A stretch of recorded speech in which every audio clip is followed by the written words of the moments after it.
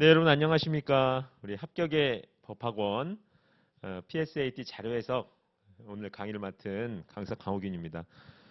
여러분 많이 이제 공부하느라 힘드시죠? 예, 저도 오늘 이렇게 마스크를 쓰고 또 여러분을 뵙게 돼서 좀 아쉬운 마음도 있습니다. 예, 제 얼굴이 뭐 엄청 잘생긴 건 아니지만 내 얼굴을 이렇게 뵙고 이렇게 인사드리고 싶은데 그러나 철저한 이제 방역이 중요하기 때문에 이렇게 마스크를 쓰고 네, 강의를 진행하게 되죠. 여러분들 건강 관리 잘 하시고요.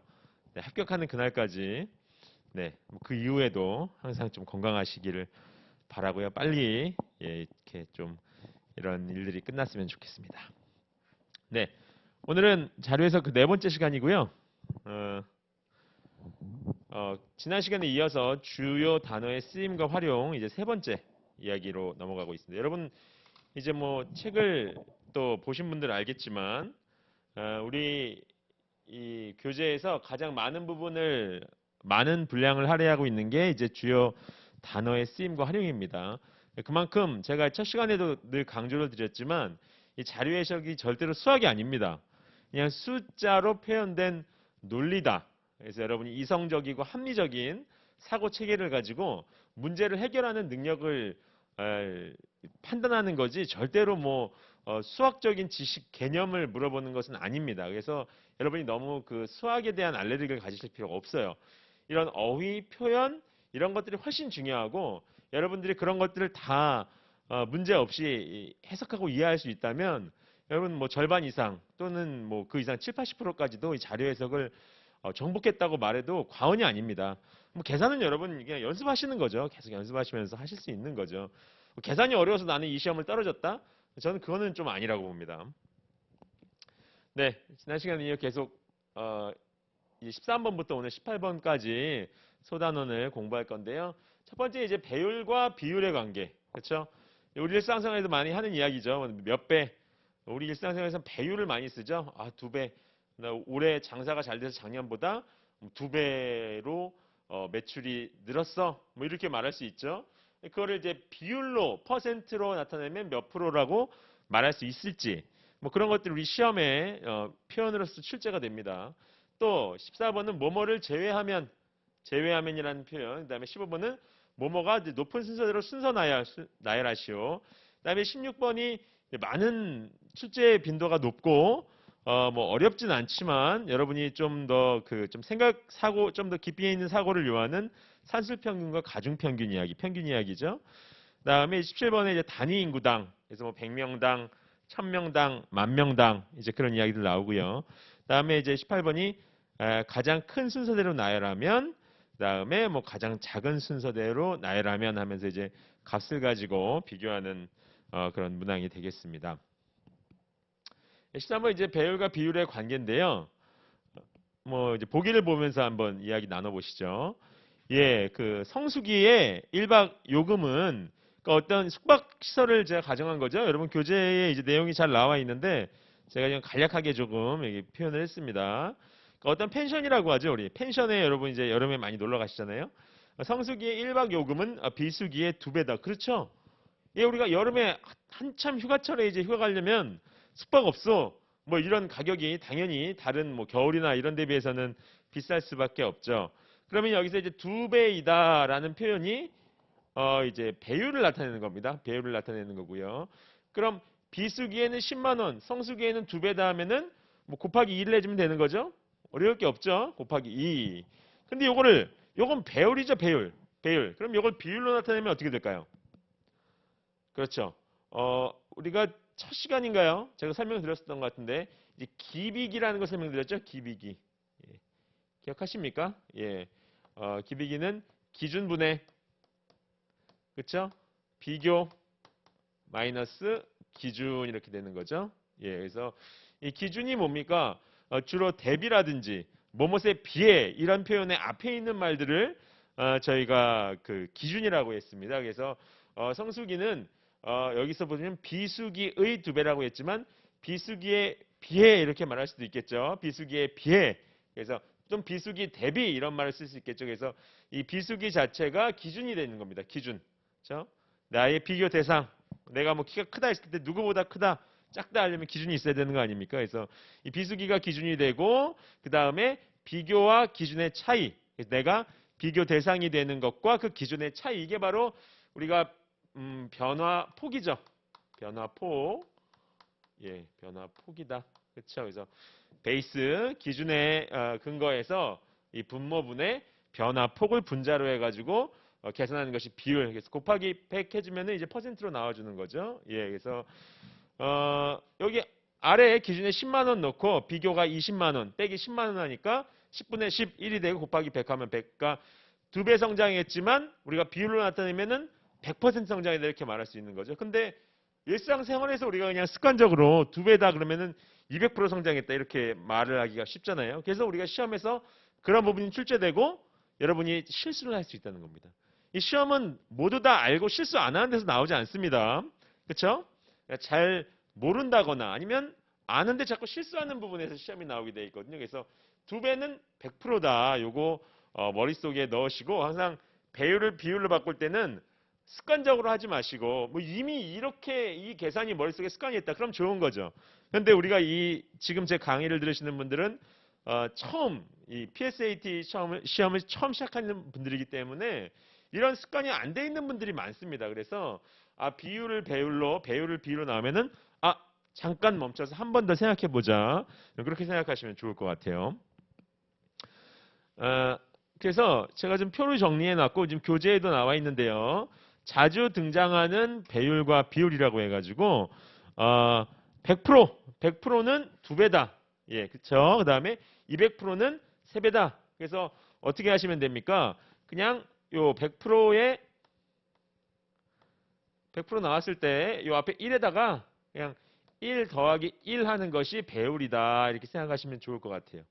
뭐 100으로 나눠가지고 뭐 더하기 1 하고 뭐 그런 건데 이 앞에 숫자만 보시면 되죠. 그래서 200%는 3, 그렇죠? 300%는 4 이런 식으로. 그러니까 왜 여기다 1을 더해주는 게 배율을 나타낼 때는 자기 자신까지 포함이 돼서 그렇거든요. 뭐 복잡하게 생각하실 필요 없고요. 그냥 퍼센트를 배율로 바꿀 때는 앞에 숫자를 빼고 더하기 1 하면 된다 생각하시면 되고 이제 0.9 소수점으로 내려가면은 이제 뭐 빼기 해주시면 되는 거죠. 빼기. 그렇죠? 그래서 여기서는 0.9 이제 90%인데 0.9는 90%인데 그렇죠? 90%라는 거는 소수로 나타내면 0.9죠. 그럼 0.9에서 반대로 1을 빼주면은 마이너스 0.1이 되는 거 아닙니까? 그러면은 이제 마이너스 10% 이제 이런 식으로 되는 거죠. 그래서 쉽게 말하면 이제 90%를 나타내는 거죠. 90%.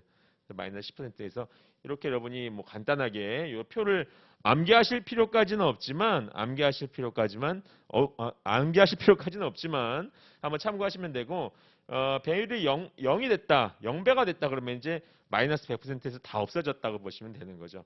사실 일상생활에서 0배라는 표현은 잘 쓰지 않죠. 그렇지만 만약에 수학적으로 표현해서 0배가 나온다 그러면은 마이너스 100%다 보시면 되는 거죠. 그래서 간단하게 이제 보시고 헷갈리지만 않으시면 될 것 같습니다. 어려운 부분은 아니죠. 헷갈리는 부분입니다. 네. 배율과 비율의 관계인데요. 이제 뭐 주의사항 보시면 같이 보시면 남자가 여자의 2배이다. 그렇죠? 그다음에 남자가 여자의 2배 이상이다. 그다음에 세 번째 남자는 여자보다 2배 이상 증가하였다. 네 번째 남자는 여자의 2배 수준 정도이다. 다섯 번째 남자는 여자의 약 2배이다. 각각의 5가지 표현이 비슷비슷하죠. 그 말이 그 말 같고 이 말이 저 말 같고 그렇죠? 그래서 뭐 그냥 다 맞는 말 같고 그런 느낌이 있습니다. 어떤 차이가 있는지 하나씩 좀 검토를 해보겠습니다. 먼저 남자가 여자의 2배이다 이야기는 뭡니까? 여자 곱하기 2를 한 것이 남자라는 거죠. 예, 이게 남자가 여자의 2배이다. 여러분 이런 우리말의 문장을 읽고 이걸 이렇게 수학적으로 고치는 연습. 그 다음에 수학적인 어떤 도식을 보고 그거를 우리말의 문장으로 바꾸는 연습. 사실 이게 굉장히 중요한 연습입니다. 자료 해석에서는. 왜냐하면 다양한 수학적인 개념을 우리 글로 풀어서 표현을 해놓고 그 문제를 해결할 때는 또 다시 수학적인 개념을 이용해서 풀어야 되는 문제들이 많기 때문에 이 수학적인 개념과 그다음에 우리 말 사이를 왔다 갔다 할 수 있는 능력 굉장히 중요하거든요. 그래서 여러분이 뒤에도 나옵니다만 내가 출제자가 됐다 이런 생각을 가지고 수학적인 개념을 보면 우리말로 한번 바꿔보고 우리말을 보면 수학적인 개념으로 한번 바꿔보고 뭐 이런 식의 연습을 자꾸 그냥 실생활에서 자꾸 하시면은 여러분 도움이 많이 되실 수밖에 없습니다. 그래서 남자가 여자의 2배이다는 여자 곱하기 2가 바로 남자다 보시면 되는 거고요. 그 다음에 남자가 여자의 2배 이상이다는 뭡니까? 2배 이다와 2배 이상이다 차이는 이상이 있죠, 이상? 예, 이상. 그러면은 남자가 여자의 2배 한 것보다 크다. 그래서 이것도 부등호를 헷갈리시면 안 됩니다. 주어를 잘 보세요. 남자가 2배 이상인 겁니다. 주어를. 남자가 큰 겁니다. 여자의 2배 이상이다 그러면 여자가 2배 많은 건가? 뭐 이렇게 생각하시면 안 됩니다. 그래서 남자가 이상이다. 뭐에? 여자의 2배 이상, 여자의 2배 이상이다. 이렇게 고치시면 되는 거죠. 그 다음에 남자는 여자보다 2배 이상 증가하였다. 얘기는 뭐냐면은 2배로 증가한 게 아니라 2배 이상 증가하였다는 거죠. 2배 이상. 2배 이상. 2배로 증가한 것이 아니라 여자의 그냥 베이스 분량은 있고요. 그 여자가 차지하는 어떤 그 포션은 그대로 있고요. 그 볼륨은 그대로 있고 거기다가 그것에 이제 2배가 되는 만큼이 더해진 거죠. 여자가 뭐 최초에 100명이었다. 어떤 집단에 그 안에 여성이 100명이었다. 근데 2배 이상이 증가했다. 2배로 증가한 게 아니라 2배 이상 증가했다는 거는 기존의 100명에다가 그 100명의 2배만큼 이 증가해서 총 300명이 됐다는 얘기가 되는 거죠. 그래서 2배만큼이 증가됐는데 또 그 이상이다. 뭐가 남자가. 그래서 남자 쪽으로 부등호가 가는 거 잊지 마시기 바랍니다. 그 다음에 남자는 여자의 2배 수준 정도이다. 남자는 여자의 약 2배이다. 둘 다 마찬가지입니다. 1번하고 사실은 거의 대동소이 비슷하다고 볼 수 있는데요. 비슷합니다. 비슷한데 똑같진 않죠. 어떤 차이? 여기 보시면 플러스 마이너스 10%. 어떤 수준이다, 정도이다, 약 뭐뭇이다에서는 비슷한 걸 말하는 거예요. 비슷. 어렵지 않죠. 딱 똑같지 않아도 됩니다. 하지만 비슷해야 되고요. 그 수준을 우리가 일반적으로 경험적으로 봤을 때 10% 내외로 봅니다. 10% 내외. 여자의 2배가 만약에 100명이다. 그럼 남자는 한 90명에서 한 100, 한 10명, 2배니까 아니네요. 어떻게 됩니까? 200명에서 10%를 빼면은 한 180명에서 한 220명 사이 정도가 된다고 볼 수 있는 거죠. 여자가 100명이었을 때 2배 정도, 2배 수준이라면 한 180명에서 한 220명 정도. 선생님, 179명이면 틀립니까? 그런 건 아닙니다. 네, 그런 건 아닌데 이 정도 대략 그렇다 보시면 될 것 같습니다. 네, 어렵지 않죠? 네, 이제 14번으로 넘어가 보겠습니다. 이제 여러분이 공부를 좀 하신 분들은 아마 이런 표현들이 그래서 저런 표현이 나왔구나 아실 건데 처음 하시는 분은 좀 낯설 수 있어요. 괜찮습니다. 그냥 이런 게 있구나 이렇게 생각하시면 됩니다. 편안하게. 네, 뭐뭇을 제외하면이라는 표현이 또 문제를 풀다 보면 심심치 않게 등장합니다. 과연 어떤 의미를 가지고 어떤 의도를 가지고 문제를 출제한 건지 한번 같이 보겠습니다. 예를 들어서 우리 반에서 동일한 점수를 받은 사람은 없는데 가정입니다. 동일한 점수는 없다. 나를 제외하면 연하의 자료해석 성적이 가장 높다. 해서 나를 제외하면 연하의 자료해석 성적이 가장 높다. 이걸 어떻게 해석할 것인가? 그래서 우리가 이제 두 가지로 나눠서 해석할 수 있는데요. 첫 번째, 우리 반에서 자료해석 성적이 가장 높은 사람은 나이다. 왜요? 나를 제외하면 연하가 제일 높기 때문에 무슨 말입니까? 내가 사실은 제일 높다는 거죠. 나를 제외하지 않고서는 연하가 제일 높아질 수가 없습니다. 그럼 무슨 얘기입니까? 내가 제일 높으니까 연하는 그 다음이 될 수밖에 없고 나를 빼면은 그래 네가 1등이 될 수 있어. 그런 거죠. 여러분 학교 다닐 때 다 1등 한 번씩 해보셨죠? 그렇지만 2등이 여러분 미워했잖아요. 그렇죠? 왜 미워했습니까? 너 때문에 내가 1등을 못했어. 미워하는 거 아닙니까? 그래서 나를 제외하면 연하가 1등이라는 건 내가 1등이다. 그 얘기를 이제 돌려서 자랑을 하는 거죠. 두 번째, 연하의 자료해석 성적은 우리 반에서 그러면 당연히 2등이 되는 거죠. 그렇죠? 예. 나 때문에 1등을 못했는데 뭐 3등이나 4등이 아니라 바로 2등이기 때문에 더 화가 나는 거죠. 그렇죠? 물론 3등보다 2등이 좋지만 그렇다는 얘기입니다. 그래서 정리해 보면은 연하의 자료 해석 성적은 나를 빼고 계산하면 가장 높은 성적이다. 뭐 그런 얘기가 되는 거죠. 이런 식으로 우리가 함축적인 의미를 짧은 글을 통해서 해석할 수 있도록 이렇게 긴 내용을 이 짧은 문장으로 표현하고 이해할 수 있도록 학습하는 게 이 단원에서 필요한 그런 내용이 되겠습니다. 네, 표를 한번 보시죠. 연도별 주요 직종 신규 취업자 수 해가지고 뭐 제조, 서비스, 영업, 사무, 기타 하고 이제 연도별로 이제 인원이 나와 있습니다. 밑에 이제 선택지 예시를 한번 보시면 조사 기간 동안 2019년을 제외하면 사무직종 신규 취업자 수는 매년 지속적으로 증가하였다. 사무직종인데 보시면은 사무직종이 15년에 554에서 16년에 616으로 그 다음에 648로 712로 계속 증가하고 있죠. 그렇지만 2019년에는 2018년에 712에서 700으로 감소를 했습니다. 그러면 계속 지속적으로 증가한 건 아니죠. 그런데 어떤 과정이 있습니까? 2019년을 제외하면이란 가정이 있어요. 그러면 맞는 거죠. 그렇죠? 제외했으니까 매년 지속적으로 증가한 거죠. 그래서 이런 식으로 선택지가 구성이 된다. 뭐 어렵지 않습니다. 제외하고 보시면 되는 거죠. 말 그대로. 네. 조사 기간 동안 어떠한 뭐뭐는 어떤 여기다 가정을 집어넣으라는 거죠. 한번 넣어보라는 거죠. 여러분이. 어떤 가정이 있다면 서비스 직종 신규 취업자 수는 매년 지속적으로 감소하였다. 보면은 2015년에서 16년에는 증가했어요. 그렇죠? 여기는 증가했습니다. 근데 그 다음 해부터는 감소, 지속적으로 감소했네요. 문제는 어디입니까? 문제는 이 구간인 거죠. 예, 15년부터 16년 사이에 한번 감소를 한 거죠. 그래서 어떻게 하면 좋을까요? 15년을 제외하면 2015년을 제외하면 지속적으로 감소했다. 이렇게 보시면 될 것 같습니다. 예, 어렵지 않습니다. 네.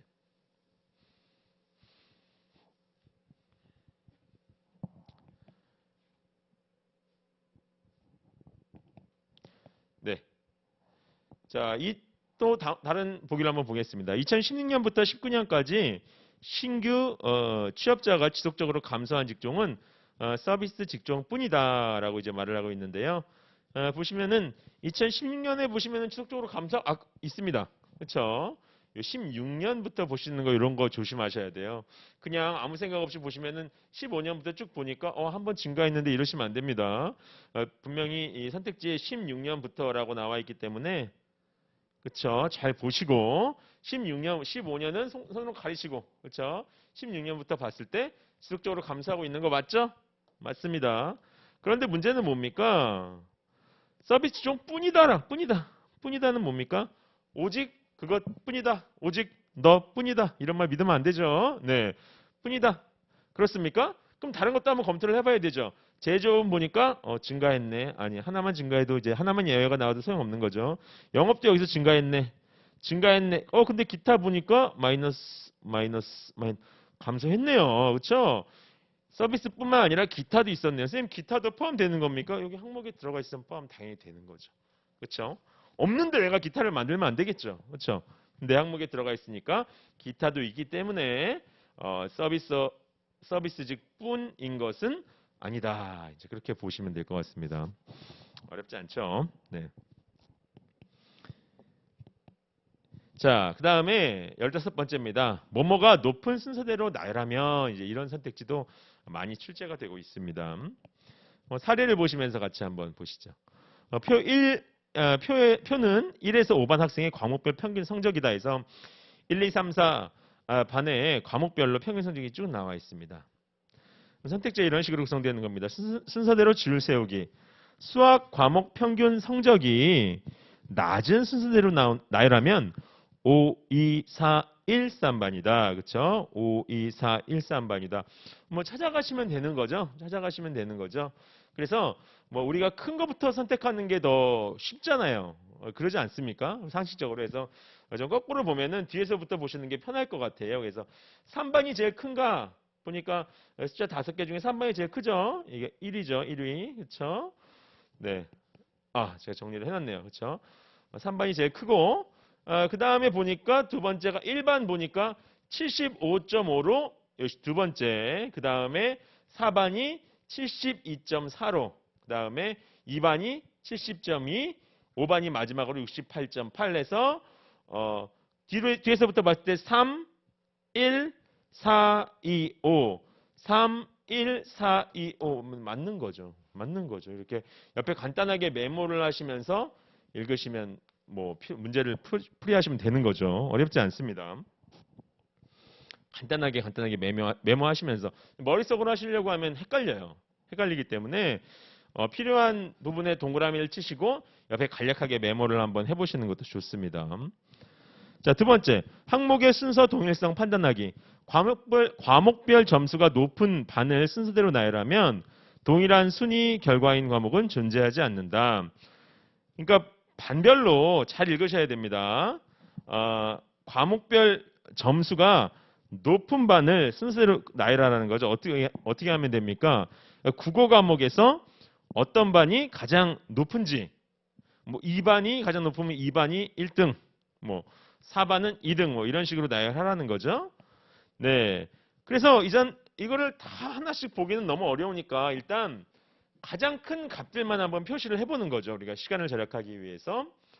네. 그래서 이제 1반 같은 경우에는 뭐 사회, 그렇죠? 이런 식으로 표시를 한 다음에 이렇게 정리를 했네요. 여기서는 반별로 죄송합니다. 설명이 약간 헷갈렸는데 각 반별로 이제 과목이 어디가 제일 높은지를 비교한다는 거죠. 1반에서는 뭐 여기서 예를 들면은 사회가 제일 높고, 그렇죠? 그다음에 2반도 역시 사회가 제일 높고, 예, 여러분 헷갈리지 마시기 바랍니다. 각 반별로 내 성적이 우리 반은 무슨 과목을 제일 잘하냐 이제 그런 얘기죠. 약간 다릅니다. 설명이 제가 한 거랑 약간 다른데, 예, 그러니까 우리 반은 특별히 그 수학을 잘하는 학생들만 많이 모여 있을 수 있잖아요. 그래서 3반 같은 경우가 그런 경우인데 이제 수학 성적이 가장 높죠. 다른 여타 과목에 비해서. 그러면 이제 다 이제 과목별로 순위를 매겨야 되는데 그렇게 하면 이제 시간이 오래 걸리니까 가장 높은 그 과목들만 한번 동그라미를 쳐본 겁니다. 보면은 1반 같은 경우에는 사회가 제일 높고 2반 역시 사회. 그러면은 3반은 수학, 4반, 5반은 국어입니다. 그러면은 순서가 같은 반은 없다고 했으니까 일단은 3반은 3반은 우리가 고려할 필요가 없는 거죠. 일단 3반은 1위 자체가 독보적이기 때문에 이 문제를 검증하기 위해서 우리가 신경을 써야 될 반이 아닌 거죠. 왜냐하면 이미 겹치지 않을 가능성이 100%이기 때문에 볼 필요가 없고 혹시 1반, 2반 중에 순위가 겹치진 않는지 4반, 5반 중에 순위가 겹치지 않는지만 비교를 해보면 될 것 같습니다. 네, 그러면은 1반의 두 번째는 뭡니까? 두 번째는 뭐니까 앞에 8로 시작하는 게 국어밖에 없네요. 얘가 2위가 되는 거고 그 다음에 2반 같은 경우에는 7로 시작하는 게 두 개 2위인데 75가 여기가 2위겠죠? 그럼 얘는 3위가 되겠죠? 그럼 역시 75가 3위인가요? 한번 볼까요? 3위 맞습니다. 3위, 예, 그 다음에 4위, 그 다음에 5위 이렇게 되는 거죠. 5위, 네, 맞습니까? 검토하죠. 1반 같은 경우에 사회 성적이 제일 높고 81.6으로 그 다음에 국어가 80.4, 그 다음에 과학이 어떻게 됩니까? 네, 그 다음에 수학이 75.5로 3위가 되는 거고요. 그 다음에 영어 72.4, 과학이 68.2. 그 다음에 2반 같은 경우는 어떻습니까? 사회가 역시 88.5로 가장 높고요. 그 다음에 국어 75.6. 그 다음에 나머진 60이니까 70.2 수학이 3위. 그 다음에 65와 60이니까 65 영어가 4위, 과학이 5위 해가지고 이 순서가 같은 게 존재를 하네요. 예, 없다고 했는데 1반과 2반은 과목별 성적이 높은 순서가 같습니다. 그렇죠? 네, 그래서 4반, 5반도 똑같이 비교하시면 될 것 같습니다. 4반, 5반은 좀 다르죠? 보시면 벌써 2위가 75.5로 그 다음에 여기는 75.5로 역시 5반은 그렇지만 사회가 2위이기 때문에 다릅니다. 그렇지만 1반 존재한다. 보시면 될 것 같습니다. 네. 어렵지 않죠? 1위 먼저 파악하시고 같은 것끼리만 비교하시면 된다. 그렇게 보시면 됩니다. 다 볼 필요가 없는 거죠. 우리가 PSAT 시험에서는 어차피 제한된 시간 안에 많은 문제를 정확하게 푸는 게 중요하기 때문에 단 1분 1초라도 여러분 아낄 수 있다면 아낄 수 있게 최선을 다해 노력하시는 게 맞다. 그렇게 말씀드리고 싶습니다. 네, 이제 다음으로 산술평균과 가정평균인데요. 뭐 이거를 수학을 좋아하시는 분들은 너무 쉽고 당연한 개념인데 수학을 조금 싫어하시는 분들, 많이 수학을 그 공식에 대입해서 이렇게 푸는 연습을 하셨던 분들은 산술평균, 가정평균을 조금 어렵게 푸실 수도 있어요. 그래서 너무 어렵게 수학적으로 접근하려고 하지 마시고 가볍게 그냥 제가 설명드리는 것 정도에서만 문제를 해결하려고 이제 그 정도를 가지고만 좀 노력하시는 게 좋을 것 같아요. 너무 아주 깊은 개념까지 꼭 알아야 할 필요는 없기 때문이죠. 같이 보시면 일단 산술평균이라는 건 뭡니까? 우리가 그냥 말하는 평균이에요. 그야말로 평균. 평균은 뭡니까? 여러분이 고등학교 다니실 때 나 전체 평균 90점 맞았어. 그럼 전 과목을 다 90점 맞았다는 얘기입니까? 그건 아니죠.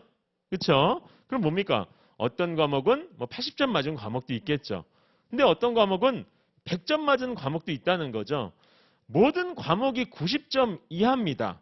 근데 평균이 90점 나올 수 있습니까? 말도 안 되죠. 말도 안 되죠. 그렇죠? 반대로 모든 과목이 90점 이상이에요. 근데 평균 90점 나올 수 있습니까? 말이 안 되죠. 그래서 이 평균이라는 거는 점수가 어떻습니까? 이런 식으로 왔다 갔다 하죠. 과목별로. 그랬을 때 이 중간을 가로지르는 어떤 값이 평균이 될 수밖에 없습니다. 무슨 말인지 이해하십니까? 이 개념을 여러분 잘 아셔야 돼요. 이 중간에 어디쯤이 평균이다. 그걸 아시는 게 중요합니다. 그럼 산술 평균은 그야말로 우리가 평균을 구할 때 어떻게 합니까? 다 값들을 더해가지고 그 개체수로 나눠주는 거죠. 그렇죠? 항목수로 나누는 값. 그것이 평균입니다. 그래서 전 과목 평균 몇 점이다 계산할 때 수학 성적도 더하고 국어 성적 더하고 영어 성적 다 더해가지고 10과목 시험 봤으면 10으로 나누고 5과목 시험 봤으면 5로 나누고 그럼 이제 산술 평균 나오는 거죠. 근데 가중 평균은 뭐냐? 평균에 영향을 미치는 항목의 가중치를 고려하여 계산한 평균값입니다. 무슨 말이냐? 여러분이 만약에 뭐 집을 산다고 가정해 보겠습니다. 집. 여러분 뭐에 관심 있으세요? 요새 집이 관심 있어가지고 여러분은 자동차? 남성분들은 자동차, 여성분들은 또 뭐에 관심이 있지? 잘 모르겠습니다. 집이라고 가정하죠. 그러면은 똑같은 집을 놓고 각자 이 집이 좋고 나쁨을 평가할 때 모든 사람이 평가를 똑같이 할까요? 그러지 않겠죠. 안 그렇습니까? 여러분 자동차를 볼 때 어떤 분들은 뭐 크고 뭐 사람이 많이 타는 어떤 밴을 좋아하는 사람도 있고 그렇죠? 어떤 사람은 딸랑 2명이 타도 스포츠카를 좋아할 수 있는 거잖아요. 누가 맞는 겁니까? 맞고 틀리는 게 없는 거죠. 왜 그렇습니까? 기호의 차이라는 게 있어요. 기호의 차이. 그래서 이 집을 볼 때도 집이 단순히 집이다 하지만 그 안에 여러 가지 요소가 있죠. 뭐 보온성, 단열성이라든지 그다음에 통풍이라든지 그다음에 향, 방향이라든지 아니면 대중교통 접근성이라든지 여러 가지 요소가 있어요. 그 요소 자체는 변하지 않습니다. 우리가 A라는 하나의 집을 볼 때 그 요소는 변하지 않아요. 여기 관악구 신림동 이 위치는 변하지 않습니다. 합격이 하지만 그거를 대하는 나의 마음, 나의 기호는 다르다는 거죠. 예를 들면 어떤 사람은 관리가 편안하고 그냥 따뜻한 집을 좋아해요. 관리를 많이 안 해도 돼. 그런 사람들은 당연히 아파트가 좋겠죠. 근데 그 똑같은 아파트를 어떤 사람은 자연 속에서 막 뛰놀면서 그렇죠? 정원도 좀 있고 아이들하고 노는 걸 좋아하는 사람은 그 똑같은 아파트인데도 그 아파트에 대해서 가치가 평가절하될 수밖에 없다는 말이죠. 무슨 말 이해하십니까?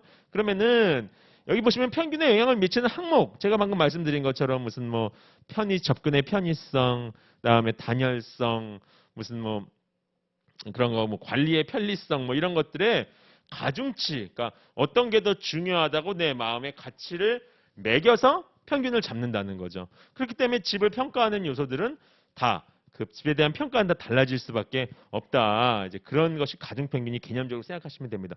어려운 건 하나도 없죠. 예. 여러분이 오늘 점심에 뭐 먹을까 생각할 때도 그렇죠. 어떤 사람은 똑같은 음식을 놓고 너무 매워서 싫다. 어떤 사람은 너무 매워서 좋다 말할 수 있는 거잖아요. 매운맛에 대한 가중치가 다 다른 거죠, 사람마다. 그게 바로 가정평균이 되겠습니다. 어려운 건 아니죠. 실생활과 대입해 생각하시면 어려운 건 아니에요. 이거 수학적으로 자꾸 이해하려고 하지 마시고. 그럼 산수평균 먼저 보겠습니다.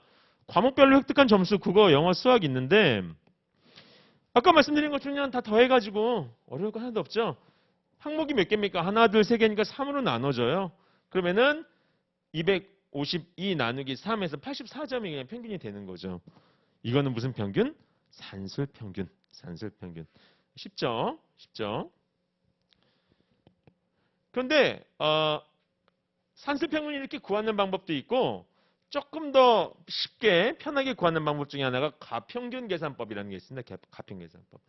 제가 아까 말씀드렸던 거 지금 기억하시는지 모르겠는데 일반적으로 어떤 점수라든지 값의 분포는 들쭉날쭉한 게 정상이죠. 그렇죠?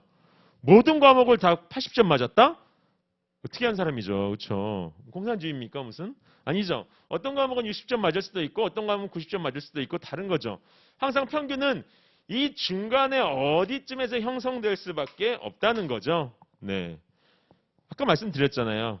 모든 과목이 다 이 최고점보다 높으면 여기에 평균이 올 수가 없는 거죠. 무슨 말인지 이해하십니까? 반대로 제가 말씀드렸는데 만약에 이게 평균이라면 모든 과목이 다 평균 이하에 있으면서 평균이 여기에 존재한다는 건 개념적으로 말이 안 된다는 말이죠. 반대로 평균이 여기 있으면 모든 과목이 평균보다 높은데 평균이 여기서 형성된다? 말이 안 된다는 거죠. 어떤 모든 과목들 중 최고점과 최저점의 사이 중간에 어디쯤에서 평균이 결정되는 것이 개념적으로 맞다. 그렇지 않습니까, 여러분? 그런 거죠. 그러면 가평균이란 뭐냐? 내가 이 정도가 평균이 아닐까 추측을 해본다는 거죠. 가장 낮은 점수가 78이고 가장 높은 점수는 90점이에요. 이 중간에 어디쯤이 평균이 되겠죠? 그러면 내 생각에는 아마 80 정도가 아닐까라고 생각을 한다는 거죠. 그냥 생각을 해본 거예요. 그래서 80을 넣고 한번 계산을 해보는 겁니다. 어떻게 해요? 빼주는 겁니다. 각 값에서. 그러면 마이너스 2, 4, 10이 나옵니다. 그런데 여러분 여기서 하나 설명드리겠습니다. 실제 평균이 84죠? 실제 평균을 빼주면 어떻게 될까요? 78 빼기 84. 그렇죠? 그다음에 84 빼기 84. 그다음에 90 빼기 84 해주면 어떻게 됩니까? 이건 마이너스 6, 0, 플러스 6이 나오죠? 그래서 얘들을 세 개를 다 더해주면 어떻게 됩니까? 0이 나온다. 이게 신기한 일입니까, 여러분? 이게 신기한 일입니까? 신기한 게 아니라 0이 안 나오면 이상한 거죠. 그렇죠? 개념적으로 평균이라는 건 뭡니까? 여러분이 이렇게 생각하시면 돼요. 땅이 울퉁불퉁한 땅이 있어요. 아까랑 똑같은 얘기인데 평균이라는 건 뭡니까? 울퉁불퉁한 땅이 있습니다, 여러분. 공사를 하려고 하는데 땅이 울퉁불퉁해요. 그럼 여기다 집을 지을 수 있습니까? 못 짓죠? 어떻게 합니까?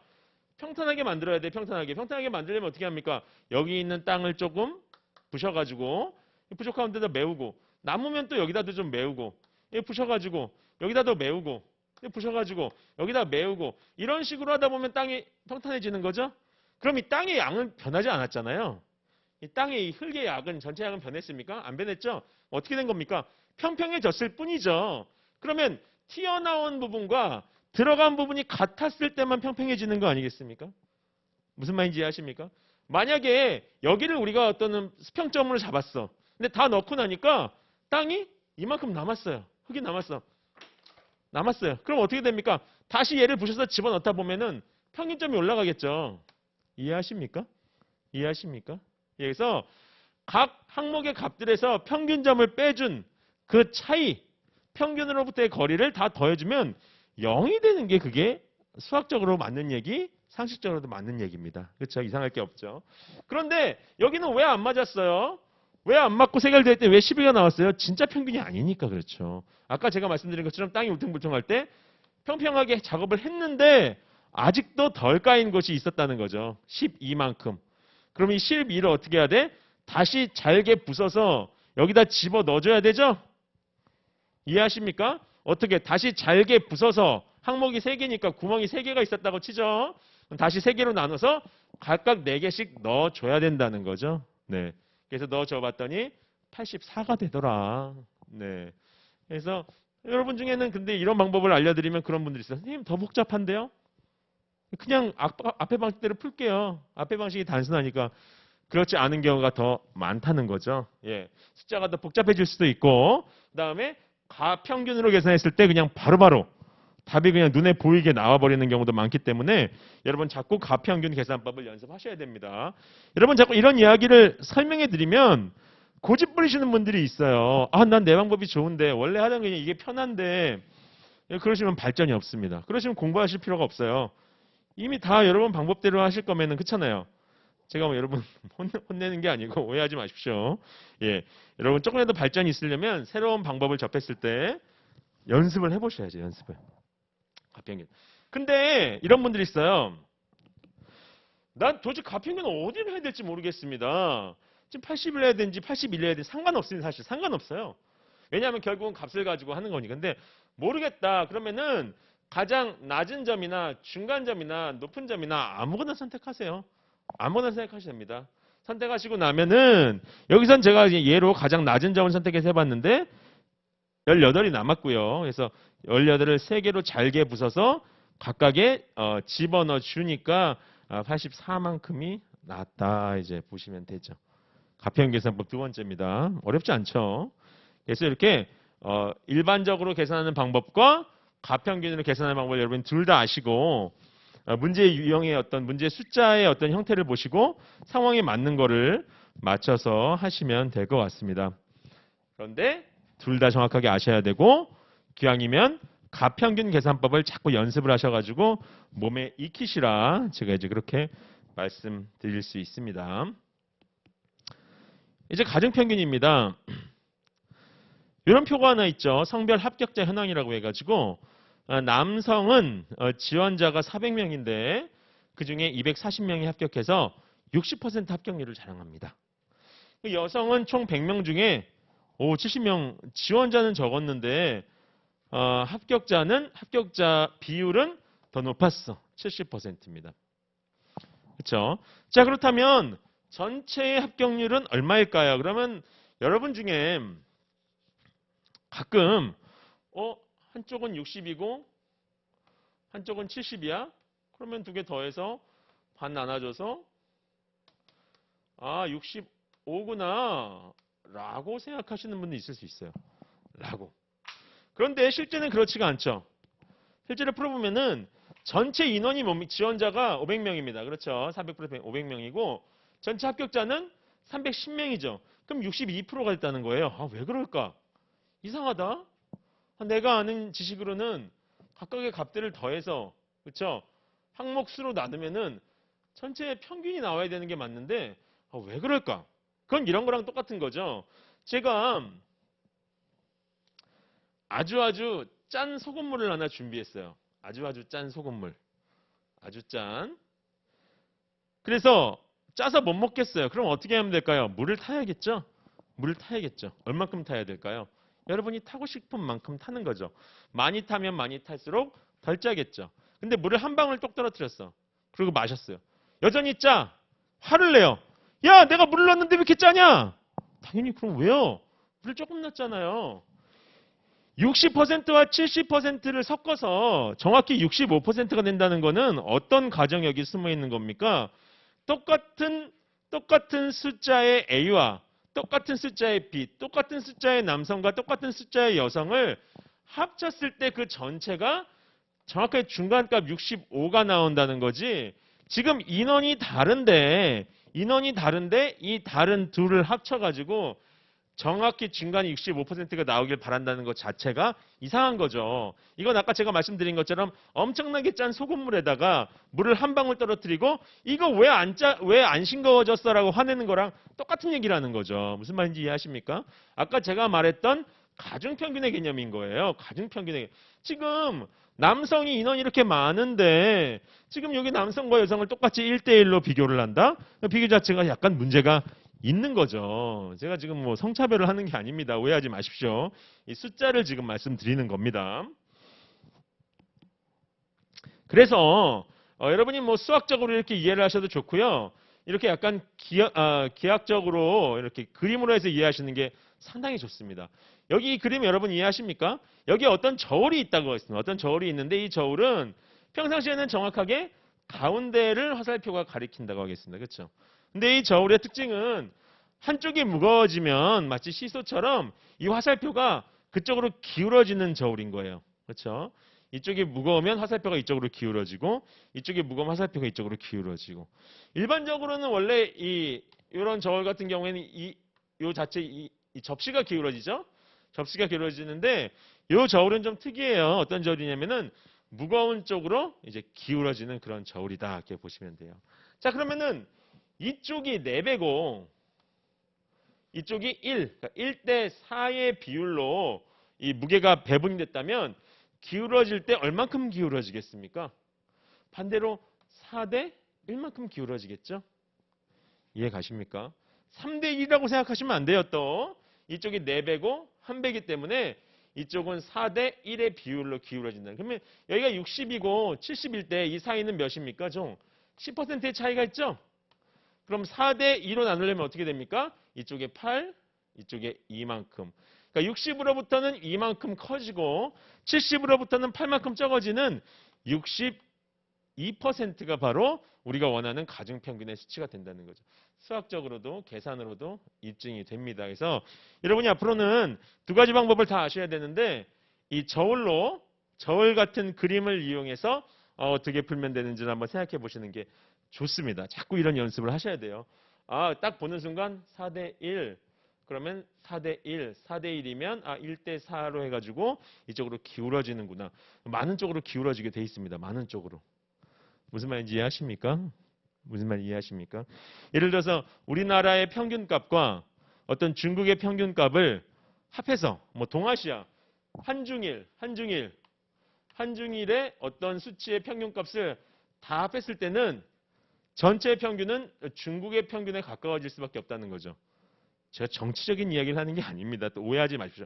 선생님 왜 중국을 좋아하지? 그게 아니고 뭐가 있을까요? 평균적으로 비만율이다. 예를 들면 안 좋은 거 예를 들까요? 비만율이 중국이 비만이 30%고 그렇죠? 우리 날씬하니까 10%고 일본 사람들도 날씬하니까 10%다 예를 들어서 그럼 평균이 이 사이에 어딘데 30%에 굉장히 가깝게 형성될 가능성이 높다는 거죠. 그럴 수밖에 없겠죠. 우리는 5천만이고 일본은 1억이고 중국은 10억 이상 15억 얘기를 하잖아요. 예를 들어서. 그럼 이쪽으로 기울어질 수밖에 없는 거죠. 이해하십니까? 이해하십니까? 다른 예를 들어볼까요? 만약에 어렵지 않은데요. 여러분이 여기에 아주 짠물이 있습니다. 짠물. 그렇죠? 그다음에 여기는 단물이 있어요. 그다음에 여기는 아주 신물이 있다. 신물 난다. 그렇죠? 그럼 이런 컵에다가 이거 세 개를 섞어요. 그런데 짠물을 어마어마하게 많이 섞어요. 그리고 단물하고 신물은 조금씩 한 방울씩 섞어요. 그럼 이 혼합물의 맛은 어떻겠습니까? 상당히 짜겠죠. 물론 단맛과 신맛도 나지만 거의 짠맛이겠죠. 반대로 똑같은데 이 단맛 초콜릿은 엄청 넣어요. 그 다음에 소금하고 식초는 조금씩 넣어. 그럼 이거는 달아질 수밖에 없는 거 아닙니까?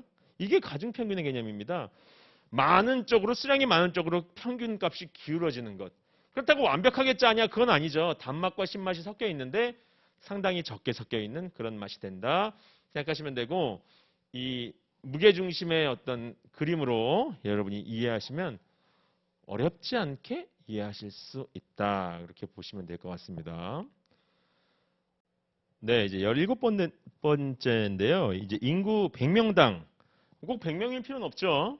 단위 인구당에 대한 이야기입니다. 단위 인구당 몇 명이다. 이제 그런 식의 자료가 많이 주어집니다. 네. 그냥 대표적인 건 뭡니까? 1인당 GDP. 그래서 1인당 그게 단위 인구당으로 된 거죠. 대표적인 그런 어떤 표현 방법인데요. 예를 들겠습니다. 인구 100명당 GDP를 구하라. 그렇죠? 아까 제가 말한 것처럼 일반적으로 GDP는 1인당 GDP, 전체 GDP를 인구로 나눈 1인당 GDP를 구하는 경우가 많지만 인구 100명당 GDP를 구하라. 이렇게 물어본다면 쉽죠? 전체 GDP를 전체 인구수로 나눠서 1인당 GDP가 나오죠? 곱하기 100한 거죠. 그럼 100명당 GDP가 나오는 거죠.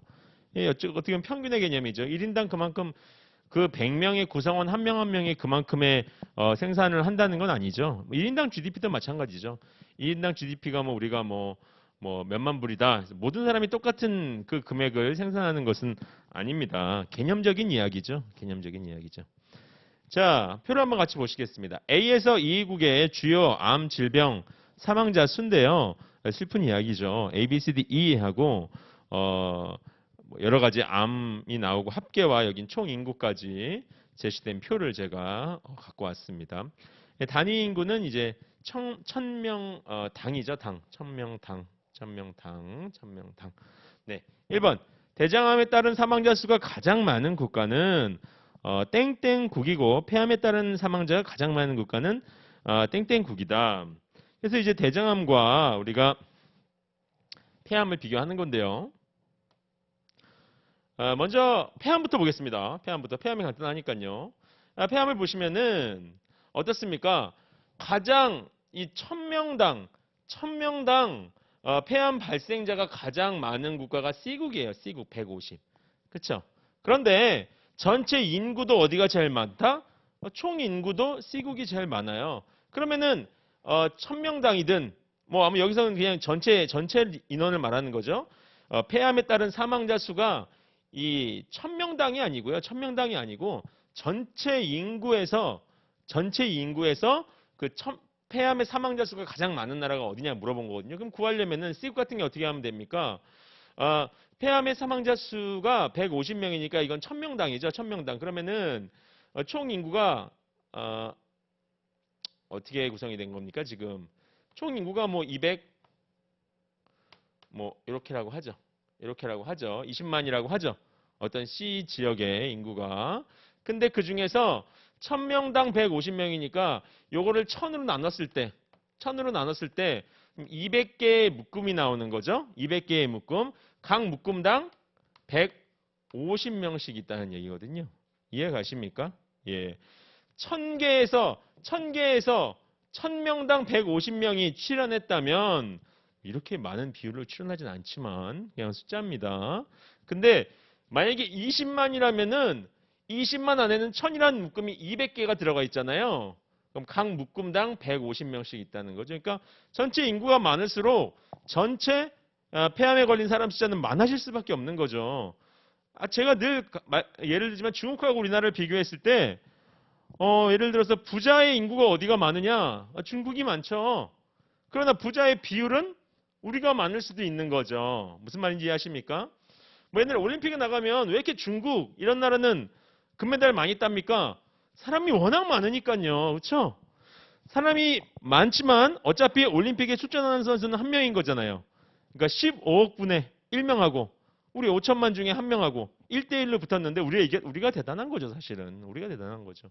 그런 이야기 됩니다. 그래서 전체 수는 총 인구가 많을수록 그 다음에 단위당 인구가 많을수록 높아질 수밖에 없어요. 어디랑 비교를 해볼까요? A 국가랑 비교해볼까요? A 국가 같은 경우 어떻습니까? 전체 인구가 15만이죠. 15만을 1000명으로 나눠서 150묶음 나오는데 곱하기 아무리 68 해봤자 150도 200보다 작고 68도 150보다 작은데 어떻게 더 커질 수가 있겠습니까? 그렇죠? 불가능한 이야기죠. 그래서 단위 인구당 발생자 수도 많고 인구도 많은 C국의 폐암 발생자 수가 C 지역의 전 지역의 폐암 발생자 수가 가장 많을 수밖에 없다. 너무 쉬운 거죠. 그렇다면 대장암은 어떻습니까? 대장암 같은 경우는 보니까 단위 인구당 가장 많이 발생하는 지역은 A 지역이에요. 그럼 A 지역에서의 대장암 발생자 수가 가장 많겠구나. 그런데 지역의 인구를 보니까 C 지역이 더 많아. C 지역이 더 많습니다. 아까 그랬죠? 단위 인구당 발생자 수가 많고 그다음에 총 인구가 많을수록 그 두 가지에 비례해서 전체 발생자 수는 늘어난다고 제가 말씀드렸습니다. 다시 한번 들으세요. 단위 인구당 발생자 수, 이 박스 안에 제시된 숫자죠. 그것이 많을수록 그리고 그 지역의 총 인구가 많을수록 지역 전체에서 발생하는 암 발병자 수는 많아질 수밖에 없습니다. 그런데 엇갈렸어. A국은 단위 인구당 발생자 수는 가장 많지만 C국은 총 인구가 가장 많아요. 그럼 어떻게 비교해야 됩니까? 제가 이게 간단하게 비교를 해놨는데 이거는 간단히 약식으로 계산하는 거 원래 계산하려면 어떻게 합니까? A국의 대장암 인구 같은 경우에는 아까 제가 했던 것처럼 15만을 일단 1000명으로 나눠야겠죠. 1000명당이니까. 그럼 150개의 묶음이 나오고 150개당 한 묶음당 102명씩 발생한다. 이것과 그다음에 C국은 어떻게 되는 겁니까? 20만을 그렇죠? 1000으로 나왔을 때 200개의 묶음이 나오고 곱하기 한 묶음당 36명. 36명이 발생했다. 이렇게 하면 되는데 여러분 대소 비교할 때 정확한 값을 계산할 때는 계산을 해야겠지만 대소 비교할 때는 똑같이 1000으로 나누는 거 안 해줘도 되는 거잖아요. 대소 비교할 때는. 그렇죠? 그 다음에 복잡하게 동그라미 많이 넣을 필요 없는 거잖아요. 이거 대세에 영향을 안 미치죠? 대소 비교에 영향을 미칩니까? 양쪽에 똑같은 값을 곱하거나 나눠주면 대소가 달라지나요?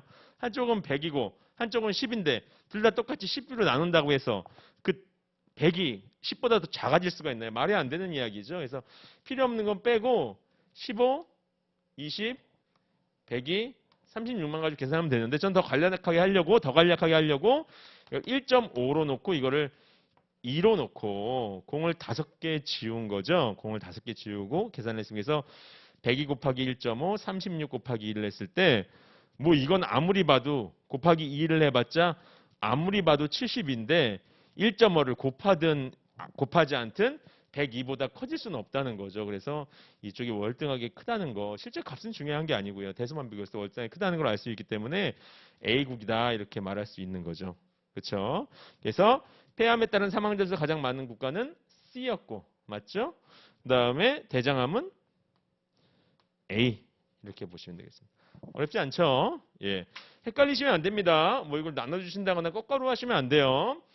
단위 인구당 다시 한번 말씀드립니다. 단위 인구당 수치가 표시된 표에서는 전체 발생수, 그러니까 단위 인구가 아니라 전체 인구의 발생수는 단위 인구당 발생한 수치에 비례하고요. 커질수록 커진다는 이야기입니다. 비례하고. 그다음에 총 인구에 비례한다. 그래서 이 단위 인구당 수치에 비례한다는 건 잘 이해하시는데 총 인구에 비례한다는 거를 조금 개념이 아리까리해서 느끼시는 분들이 있는데 중국을 생각하시라고 했어요. 뭐 중국이 뭐 어떻든 이렇든 저렇든 어쨌든 인구수로 봤을 때는 모든 면에서 우리나라보다 발생자 수가 많을 수밖에 없다. 그럴 수밖에 없다. 이렇게 하시면 됩니다. 그렇겠죠? 그렇겠죠. 뭐 중국이 뭐 인구로 관련된 거에서 우리보다 적은 게 뭐가 있겠습니까? 그렇죠? 예. 뭐 대머리인 사람 숫자 당연히 많겠죠. 그렇죠? 키가 2m 넘는 사람의 숫자 당연히 많겠죠. 그러니까 이런 인구로 따졌을 때 우리보다 적은 게 있을 가능성이 거의 없다. 뭐 있을 수도 있지만 거의 없다. 보시면 됩니다. 공무원 시험을 준비하는 사람. 중국이 많지 않아요. 중국은 공무원 시험 없나요? 모르겠네요. 아무튼 거의 다 많다 보시면 됩니다. 자, 두 번째 한번 선택지를 보겠습니다. 그럼 인구 1000명당 암 질병에 따른 사망자 수는 C국이 D국보다 2배 이상 많다라고 나와 있는데 자, 1000명당이죠. 1000명당이죠. 그러니까 1000명당은 전체는 볼 필요가 없는 거죠. 전체 인구는 볼 필요는 없고 합계만 보면 되는 거죠. 1000명당이라고 했으니까 그냥 이 표 자체의 수치를 물어본 겁니다. 뭘 계산하라는 게 아니라 표 자체의 수치를 물어본 거고 그랬을 때 C국은 274, B국은 129. 잘 읽으셔야 되죠. C국이 많다는 겁니다. 여기 주어 잘 보세요. C국이 많다. 그래서 C국이 많다. C국이 많다. 뭐에 비해서? D국의 2배. D국의 2배보다 많다. 그래서 이거는 맞죠? 맞죠? 2, 5, 8 이렇게 되기 때문에 맞습니다. 네, 맞는 거죠. 뭐 어렵지 않죠. 이거는 총 인구가 제시되지 않아도 풀 수 있는 문제가 되겠습니다. 제시되지 않아도 풀 수 있는 문제. 그래서 우리 교재에는 한쪽에는 이제 OX 문제로 나오고, 그렇죠? 총인구가 안 나온 상태로. 그래서 거기서는 이 문제는 풀 수 있는 문제고 값까지 낼 수 있는 그런 문제다. 답까지 계산할 수 있는 문제가 되겠습니다. 세 번째 선택지입니다. 비국가의 간암과 대장암으로 인한 인구 100명당 사망자 수는 땡명이다. 땡땡명이다. 근데 재밌네요. 뭐가 재밌습니까? 100명당 사망자 수를 갑자기 물어봤네. 야, 이거 속기가 너무 쉽죠. 우리의 표는 1000명당 사망자 수로 제시가 되어 있는데 갑자기 100명당을 물어봐. 이걸 아예 안 보고 푸시는 경우도 있죠. 그럼 어떻게 됩니까? 그냥 140 이렇게 하겠죠. 근데 140까지 풀어놓고 이걸까지 봤어. 그런데 1000명당 140이면은 100명당은 어떻게 더 많아지는 거야? 작아지는 거야? 뭐 이런 생각이 들죠. 네, 이런 생각이 들죠. 작아져야 됩니다. 중국하고 우리나라를 생각하시랬어요. 전체 단위 인구가 작아지면은 그 안에 포함된 사람도 당연히 작아지죠. 1000명에 140명이 들어있었습니다. 그림으로 이해하시면 쉽죠. 그럼 요거를 10개로 쪼개요. 10개로 쪼개. 쪼개니 한 묶음 100명에는 몇 명이 들어갈까요? 모르죠. 확률적으로 딱 보시면 14명 들어가야 되지 않겠습니까, 여러분? 확률적으로. 네. 이걸 정확하게 포함된 사람을 쪼개야 된다는 가정이 있지만 뭐 그건 중요한 게 아니고 지금 여기서 확률적으로 이야기하는 거. 어차피 단위 인구당이라는 건데 확률적으로 이야기하는 거기 때문에 여기 그림에 보시면 1000명에 140명 있다면 이걸 쪼개서 작은 묶음을 하나 만들었다면 여기엔 14명이 있을 확률이 높다는 거죠. 정답은 14. 어렵지 않습니다. 네, 그림으로 이해하시면 되고 머릿속으로 너무 생각을 많이 하시면 헷갈린다. 예, 어려운 거 아니죠. 네, 요것도 뭐 총 인구가 없어도 풀 수 있는 선택지가 되겠습니다. 네, 그럼 선택지 4번을 한번 같이 보시겠습니다. 선택지 4번을 같이 보시면은 암 질병 사망자가 가장 많은 국가의 유방암 사망자 수는 암 질병 사망자가 가장 적은 국가의 유방암 사망자 수보다 몇 배 많다 이렇게 말이 나오고 있거든요. 그러면은 일단 암 질병 사망자가 가장 많은 국가가 어딘지 찾아야 되죠. 그렇죠? 지금 단위당 인구라고 안 했습니다. 그냥 전체적으로 우리나라 어떤 나라 중국이면 중국, 한국이면 한국에서 암으로 사망한 사람이 몇 명이냐 하나하나 세본 거예요. 그럼 어떻게 됩니까? 단위당 발생 건수도 많아야 되겠고요. 총 인구도 많아야겠죠. 중국 얘기했잖아요, 계속. 그렇죠? 네. 그럼 어떻게 되는 겁니까? 지금 보면 단위당 암 질병 발생 건수가 가장 많은 나라도 C국이고요. 총 인구도 가장 많은 나라가 C국이에요. 그럼 두 가지를 종합적으로 고려했을 때 가장 많은 인구가 나올 수밖에 없는 국가는 C인 거죠. 그래서 암 질병 사망자가 가장 많은 국가는 C국인 거예요. C국. 잘 보이시나요? 예. C국이 C국. 자, 그러면은 이제 가장 적은 국가를 찾아야 되죠. 가장 적은 국가는 어디입니까? 보니까 단위당 인구수로 봤을 때 가장 적은 국가는 2국이에요. 2국. 맞죠? 단위당 인구수로는 발생 인구수로는 2국이 가장 적어요. 그런데 아이고 총 인구는 보니까 세 번째로 많네요. 애매하죠? 반면에 A국은 단위당 인구도 두 번째고 총 인구도 두 번째예요. 그럼 다른 국가들보다는 많겠죠. 암 발병자 수가. 이 두 가지에 비례한다니까요. 근데 얘도 2위고 얘도 2위야. 그럼 일단은 A국은 볼 필요가 없고 나머지 국가들은 애매하다고요. 그럼 제가 비교를 한번 해보겠습니다. 이 두 가지에 비례한다고 했기 때문에 두 가지를 곱해보는 겁니다. 그러면 B국은 220 곱하기 60. 이 아마 어떤 값이 나올 거고 그다음에 D국은 129 곱하기 80, 2는 95 곱하기 100. 자, 이걸 왜 하느냐? 이거 제가 여러 가지 조금 생략하고 말씀드린 건데요. 원래는 어떻게 된 겁니까? 총 인구, 아까 이게 아마 뒤에 100만이 붙어야 될 건데 제가 간략하게 한번 계산해 보겠습니다. 이거를 1000으로 나눈 60 묶음에서 곱하기 120이 돼야 된다는 얘기죠. 근데 제가 뭘 생략한 겁니까? 다 1000으로 나눠야 되니까 1000 생략하고 이 동그라미 3개에서 생략한 겁니다. 했더니 60과 120, 220이죠. 220만 남은 거죠. 이런 식으로 깔끔하게 이게 여기가 그러면 B국, 그렇죠? 여기는 D국, 여기는 E국. 제가 세 개를 한번 정리를 해본 겁니다. 근데 이것도 이것도 계산이 복잡해요. 그래서 이렇게 배율로 3, 4, 5죠. 20의 배율로 했을 때 그래서 정리를 해서 3, 4, 5로 놓고 계산이 간단해져. 계산을 해봤더니 가장 많은 것은 B국이고 가장 적은 것은 E국이라는 거죠. 그러면은 암, 질병의 사망자 수가 가장 적은 국가는 E국이 되는 거죠. E국. 그렇죠? 정리되셨습니까? 예. 그래서 단위당 발생자 수와 전체 인구의 비례로 우리가 따져봤을 때 가장 많은 국가가 C, 가장 적은 국가가 E. 무엇이요? 암, 질병, 발병으로 인한 사망자가 그렇다는 거죠. 그럼 여기에 이제 유방암 발생자 수를 비교하면 되는 거죠? 어렵지 않죠? 그럼 48과 8을 비교하는 건데 몇 배 많은 겁니까? 6배? 6, 8에 48이니까 6배 많다. 6배 많다. 그렇죠? 6배 많다. 이렇게 보시면 되는 거죠. 그렇죠? 6배 많다라고 볼 수는 없고 이것도 실제로 계산을 해가지고 봐야겠네요. 그렇죠? 실제로 계산을 해 총 인구를 곱해가지고 그렇죠? 뭐 이렇게 단순하게 2만 곱해도 되는 거죠. 지금 몇 배인지를 물어보니까 정확하게 구하려면 아까 말한 것처럼 역시 반복해서 20만을 원래는 여기 아마 공이 3개 더 붙는 것 같습니다. 단순하게 한번 해보겠습니다. 단위 인구로 나눠가지고 곱하기 48한 것과 그렇죠? 그다음에 단위 인구를 전체 인구를 역시 단위 인구로 나눠서 곱하기 8한 것. 그런데 배율을 계산할 때는 똑같은 필요 없잖아요. 몇 배인지만 알면 되니까 지워주고 공 5개도 지워주고 이 두 가지는 배율에 어떤 영향도 미치지 않지 않습니까? 그래서 이렇게 봤을 때 96, 8이 12배가 된다. 이렇게 계산하시면 되는 거죠.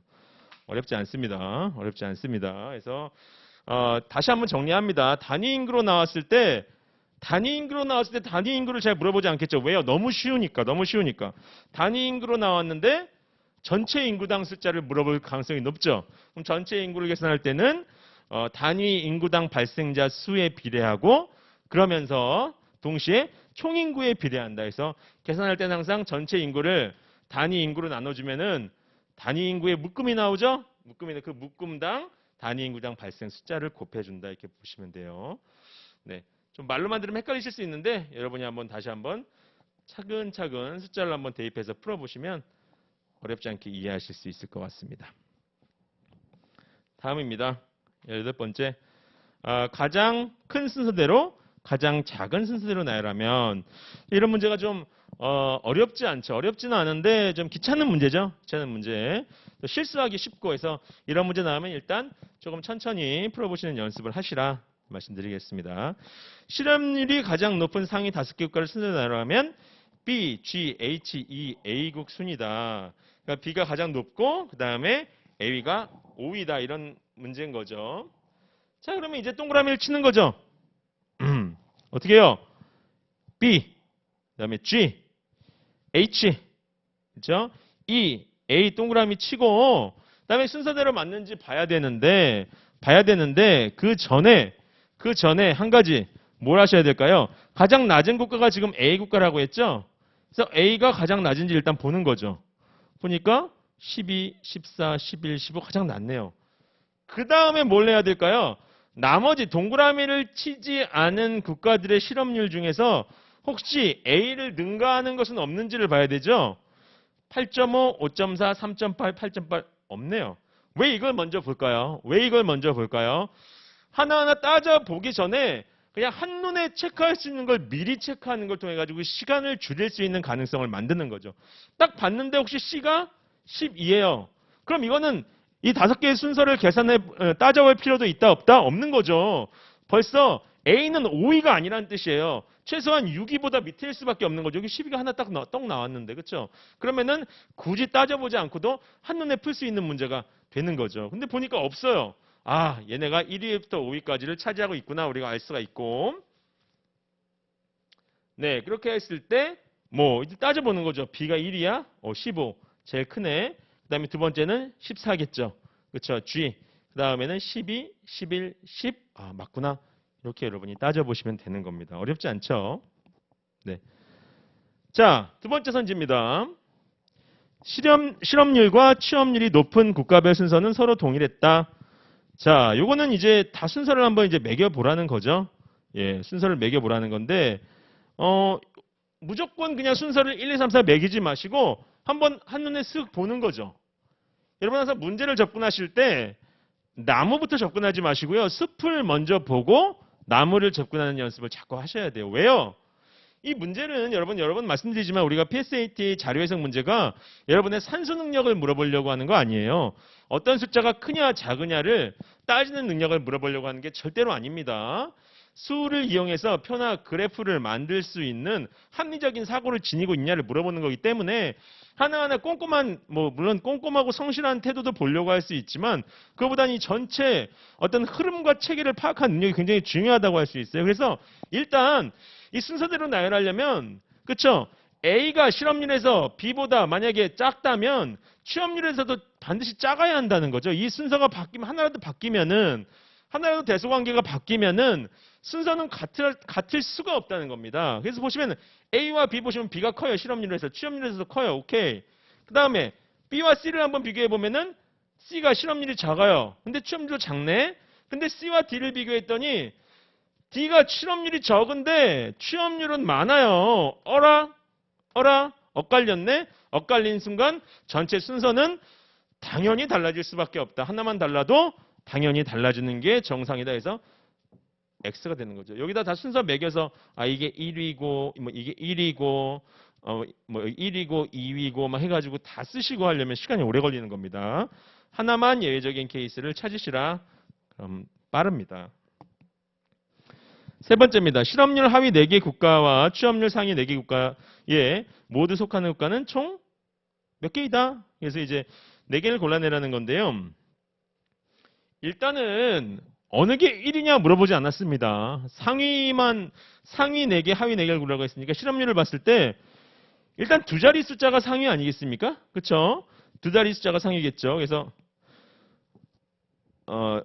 하위니까 실업률은 하위니까 두 자리 숫자를 제외한 나머지 한 자리 숫자가 딱 보니까 딱 4개가 나왔어요. 어유 감사하게도. 너무 고맙죠?